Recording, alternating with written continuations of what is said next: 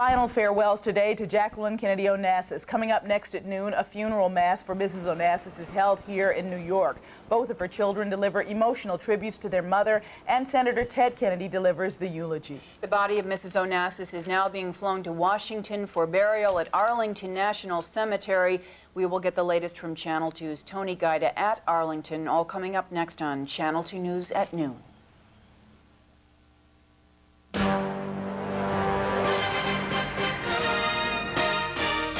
This is Channel 2 News at noon.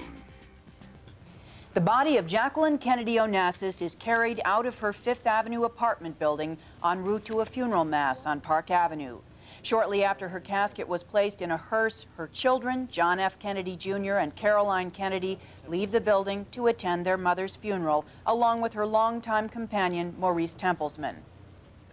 Good afternoon, everyone. I'm Michele Marsh. And I'm Carol Martin. It has been a somber morning as America and the world bid final farewells to Jacqueline Kennedy Onassis. The former First Lady died last Thursday night here in New York. And her funeral mass at St. Ignatius Loyola Church has just concluded. Channel 2's Carol Iovanna is at the church on Park Avenue with details. Carol?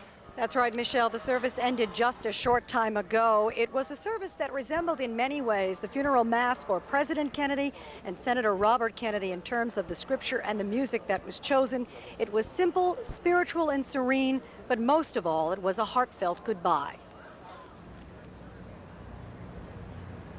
On this bright Monday morning, Jacqueline Kennedy Onassis came back to this church, the Church of St. Ignatius Loyola, the place where she was baptized and confirmed, to receive blessings and to say goodbye to the city she loved.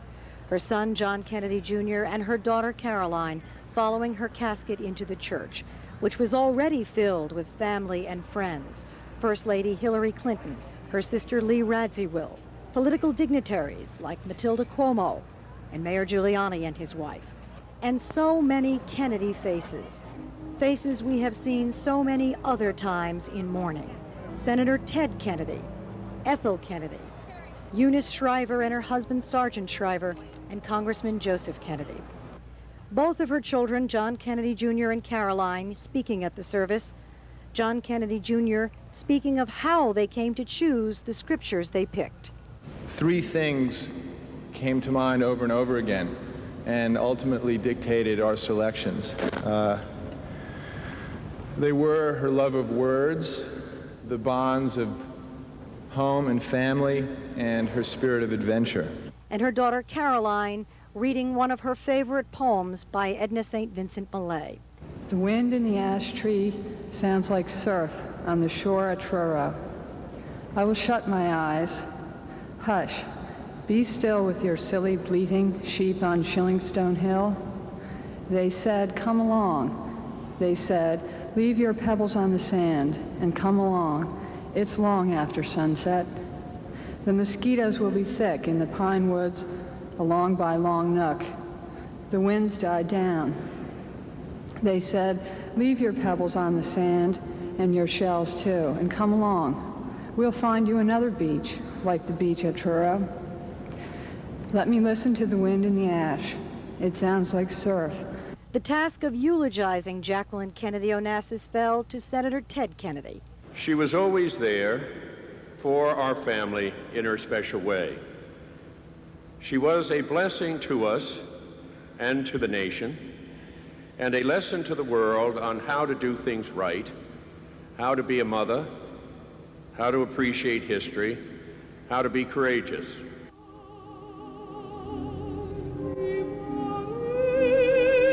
Jacqueline Kennedy Onassis left the church and New York for the last time.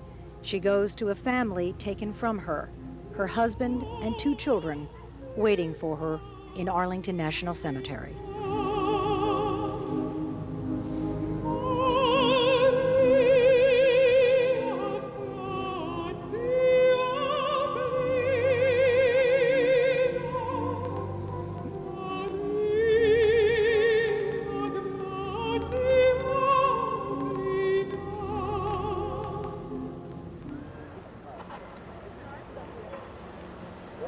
John Kennedy Jr. read a reading from the scriptures from the prophet Isaiah. It said, "The Lord will wipe away tears from all faces.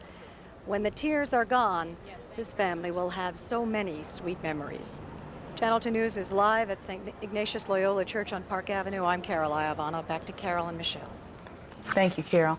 The body of Mrs. Onassis is now being flown to Washington for burial in Arlington National Cemetery. Channel 2's Tony Guida is at the cemetery now, joins us live with more. Tony. Michelle, Arlington National Cemetery is closed to the public today, and Mrs. Onassis' burial will be private, but hundreds of tourists and area residents are expected nonetheless to be here to say goodbye to Mrs. Onassis. Her body will be buried in the shadow of the eternal flame next to President Kennedy, actually between the president and the couple's first child, an unnamed daughter who was stillborn in 1956. The couple's first son, Patrick, who died 3 days after birth in 1963, is also buried here. This gravesite, as many visitors to it already know, overlooks the Lincoln Memorial across the Potomac River. Several members of the Kennedy family were here yesterday to plan this service, and the gravesite was open yesterday, and that meant that thousands of visitors came by and stood behind the ropes to look at the granite plaza on which are inscribed the quotations from many of John F. Kennedy's speeches, and to look at the simple black marker, and to look at the freshly dug grave to its right, which yesterday was covered with a green mat that was strewn with flowers, tied with white and yellow and purple ribbons. President Clinton will offer remarks at the service this afternoon, and earlier today he reflected on that. I'll just do the best I can to try to speak on behalf of the nation. A word of gratitude and appreciation and farewell, and perhaps a few personal remarks as well. The burial service for Mrs. Onassis is scheduled to begin around 2 p.m. It is expected to last just 30 minutes. Channel 2 News is live at Arlington National Cemetery. Of course, we'll have complete coverage of the service beginning on Channel 2 News at 5. I'm Tony Guida. Back to the studio. Tony, thank you. A day of so many emotions. To reiterate, that burial service at Arlington National Cemetery is scheduled to begin at about 2 o'clock, and CBS News will be on the air with coverage as soon as it begins. And Channel 2 News will have complete coverage of the funeral and the burial of Jacqueline Kennedy Onassis beginning on Channel 2 News at 5. And we have much more ahead on Channel 2 News at noon this Monday, including the murder of a husband and father in Brooklyn. Police are calling it a revenge killing. And also ahead, a hearing for the accused killer of one young New Jersey girl. The suspect is only 13 years old. Also today, Frank will be along with our exclusive Channel 2 Earthwatch weather. Well, Carol, a warm summer day for the metropolitan area, and every now and again a little bit of a cloud will begin to pop up, and that means a few widely scattered showers might occur late in the day, but otherwise a warm summer day. Channel 2 News is sponsored by The Money Store. In other news this noon, he was a hard-working father and husband, and now he's dead. Police call it a revenge murder. Channel 2's John Slattery is live in the Brownsville section of Brooklyn with details. John. He was a middle-aged man who decided to fight crime right in his own neighborhood, right in his own building, as it turns out, right in his own apartment. But he paid a heavy price for fighting that crime because later in that day he was killed. This block of Osborne Street in the Brownsville section of Brooklyn has lost a solid citizen, a courageous man, a family man who was willing to fight back against crime. His name was Sam Oliver, 52 years old, the father of 3.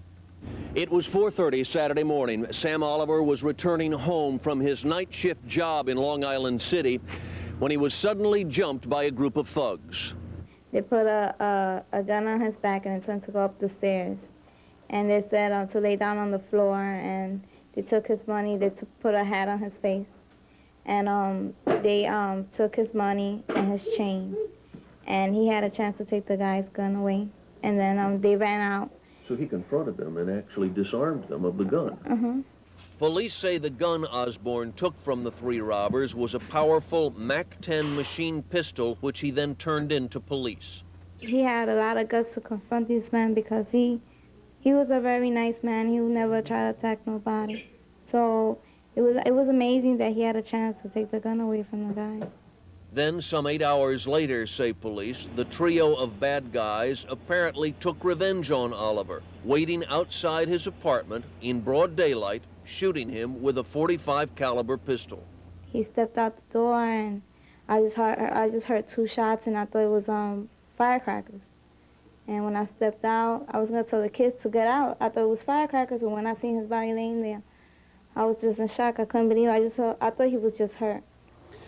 There is a security camera right inside the vestibule of the building, but family members say, unfortunately, it was not working at the time that the killing occurred.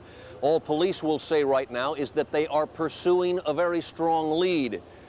Meantime, loved ones, family members, friends are hanging crepe paper in front of the house. Channel 2 News is live in Brownsville.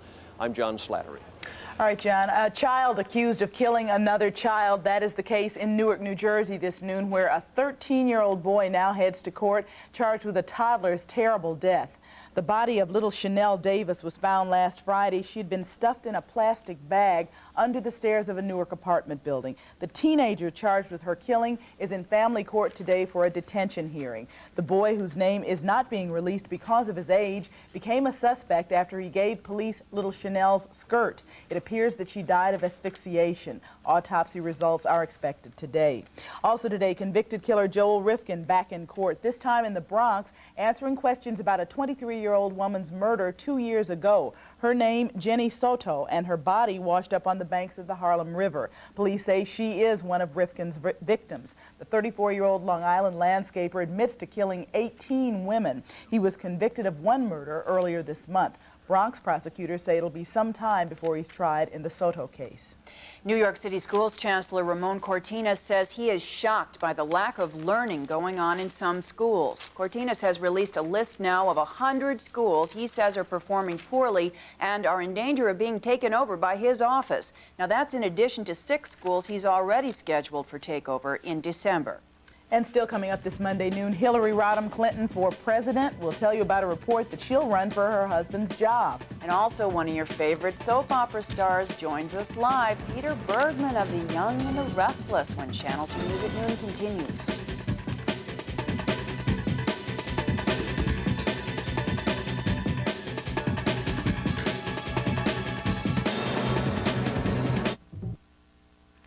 President Hillary Clinton, how's that grab you? Well, the New Yorker magazine quotes friends of the First Lady as saying that she may try to succeed her husband in the White House. The New Yorker says that assuming Bill Clinton is elected to a second term, that could happen. However, at least one source for the story says the magazine misquoted the First Lady, and that Hillary's spokeswoman says the story, quoting now, goes beyond imagination and is untrue. Okay, we're going to switch gears now. Time to find out what's happening in the world of daytime television. Meredith Bergen of Soap Opera Digest joins us now with a very familiar face to all you soap fans. That's We're excited, Meredith. Yes, the 21st Annual Daytime Emmy Awards are going to be this Wednesday night, and Peter Bergman, who plays Jack on Young and Restless, is not only a nominee again, he is also a co-host. Welcome. Hello. How are you? Just great. I'm sitting here with 2 faces that I've known for many, many years. I lived in New York for 17 years. And oh, gosh. We go back. I know you guys for a long time. You don't want to know how long we go back. No, that's right. Peter, you have already won 2 Emmys. Is co-hosting going to make it easier or harder to hear your name? It's a little strange.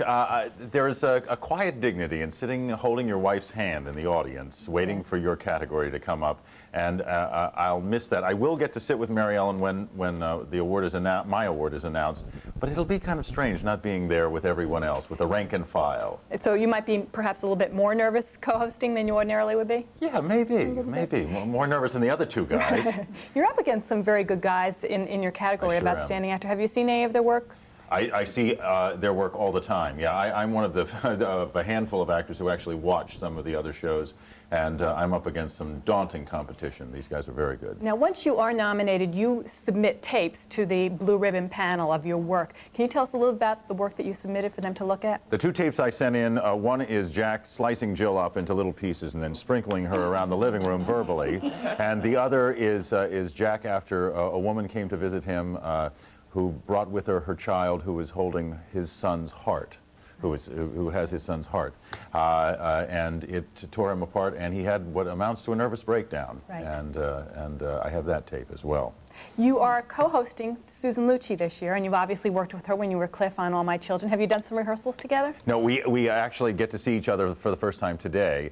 But you must remember, Susan and I go way back. She attended our wedding. You know, I mean, I've been in her home in Long Island. I know her kids, and yeah, so it's very easy for me to think about working with Susan. You're going to be stopping by the All My Children set? We'll be stopping by Pine Valley at some point during this visit. I have one final question for you. I know that you coach your son's sports events. Oh, yes. T-ball, yes. whatever. Do you have any advice for the parent coaches? Right now our season is 4 and 7. We're not doing that well, but basketball, summer basketball comes up, and I've had more success coaching that. Great. Well, good luck. Wondering, quick question: how do you find time, Peter, to do that with the rigors of being? It's funny.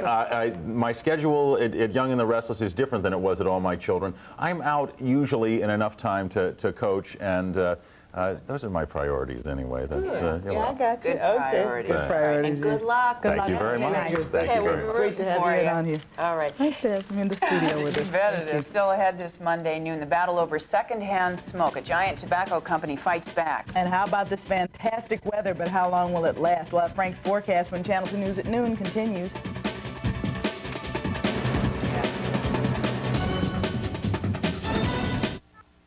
A major tobacco company is on the offensive today, airing its side in the debate over secondhand smoke. R.J. Reynolds took out this full-page newspaper ad in the New York Times. The ad claims non-smokers living with smokers inhale the equivalent of about 1.5 cigarettes a month. And it says non-smokers in a smoking office inhale 1.25 cigarettes a month. The Environmental Protection Agency says secondhand smoke is killing 3,000 non-smokers each year and is causing respiratory illness in hundreds of thousands of children. Sobering report. Better news on the weather. It is. Yeah, what a day. Lovely. But you know, it's such a lovely day today. It's warm here in Midtown, and it's quite a big difference once you live along the south shore of the island. Temperatures are about almost 20 degrees cooler out there than they are here. Can I show you? Sure. Please do. Do we have our live camera, by the way? Is it the shore cam? No, this is not. This is this is the David Letterman Memorial Sky Cam, dedicated. That's a shot off in the distance. There's a little bit of haze beginning to develop. This is a warm summer pattern that has really taken place, and temperatures have been bouncing up there. And no, this is not a mistake. At Bridgeport, it's 64 degrees. All it takes is a little bit of difference in the wind direction. It's coming off the water over the sound, so they're at 64. Islip is at 77 degrees.